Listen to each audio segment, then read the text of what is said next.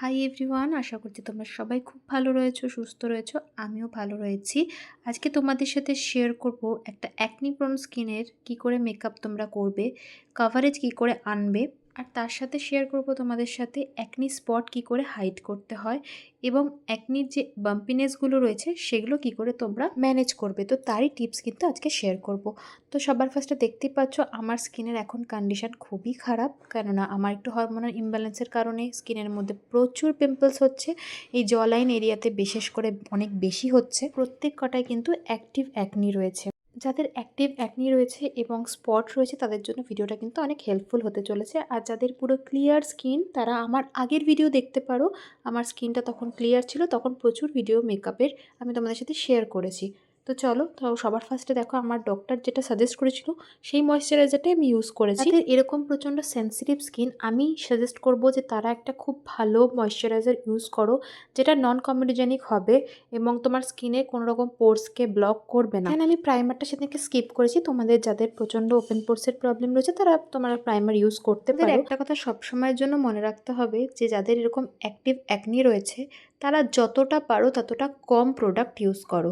মানে বেশি যদি তুমি লেয়ার করতে যাও তাহলে কিন্তু প্রচণ্ড পরিমাণে প্যাচি লাগবে দেখতে। যতটা হালকা এবং ব্রিদেবল রাখা যায় স্কিনটাকে আমরা ততটাই রাখবো। এখানে আমি সপরেলের একটাই প্যালেট ইউজ করছি, যেটা দিয়ে দেখো সবার প্রথমে আমার শেডের থেকে 3 শেড ডার্ক একটা শেড ইউজ করেছি আমার একটুখানি হাইড করার জন্য। আর আমি পুরোপুরি কিন্তু সবটা হাইড করতে পারবো না। কেন পারবো না? যেগুলো অ্যাক্টিভ অ্যাকনি হয় সেগুলো কিন্তু একটু ফোলা ফোলা থাকে, তো সেইগুলো কিন্তু হাইড করা সম্ভব নয়, কারণ আমরা ম্যাজিশিয়ান নই, বারবারই আমি এই কথাটা বলি।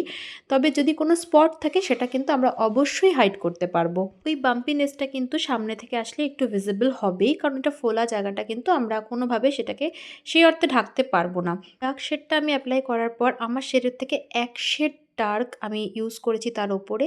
তারপর অ্যাজ আ ফাউন্ডেশন হিসেবে আমি ওই প্যালেট থেকে আমারই একটা শেডের ফাউন্ডেশন ইউজ করেছি, মানে শেডটা।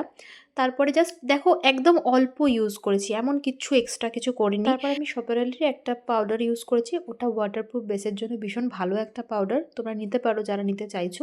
তারপর একটা কন্ট্যুর ইউজ করেছি, একটা ব্লাশ ইউজ করেছি। একটা জিনিস সবসময় খেয়াল রাখতে হবে, যাদের এরকম প্রচণ্ড পরিমাণে গালে পিম্পলস রয়েছে বা অ্যাকনি রয়েছে সেখানে কিন্তু হাইলাইটারটা একটু অ্যাভয়েড করব। মানে একদম ধরো কারোর যদি চিকবোনে কোনো পিম্পলস থাকে ওখানে যদি আমি হাইলাইটার দিই তাহলে ওটা কিন্তু আরও বেশি ভিজিবল হবে।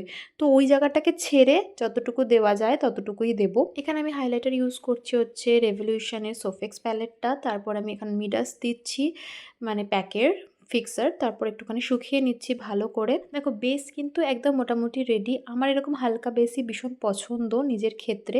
তোমরা যদি একটু হেভি কোনো বেস করতে চাও তো করতে পারো, তবে বেশি লেয়ারিং কিন্তু করা যাবে না, এটা একটু মাথায় রাখতে হবে।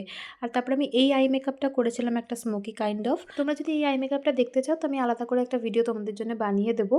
তো এটা ভীষণ একটা ইজি আই মেকআপ, আর এটা কিন্তু ওয়েস্টার্ন এবং ট্র্যাডিশনাল দুটোর সাথেই খুব ভালো চলে যায়। আর আমি একটা লিপসটাকে আমি হালকা নিউড রেখে তার উপরে একটা গ্লস অ্যাপ্লাই করেছি, আর পুরো মেকআপটাকে আমি লক করছি হচ্ছে লরিয়ালের একটা ফিক্সার দিয়ে। তোমরা জানাবে এই লুকটা কীরকম লেগেছে। আমার তো ভীষণ ভালো লেগেছে। এবার তোমরা কমেন্ট করে জানো এরপরে তোমরা কী টাইপের লুক দেখতে চাও। দেখা হচ্ছে নেক্সট ভিডিওতে। ব্রাইডালের বুকিং কিন্তু চলছে, বুকিংয়ের জন্য কন্ট্যাক্ট করতে ভুলো না। ওকে, বাই।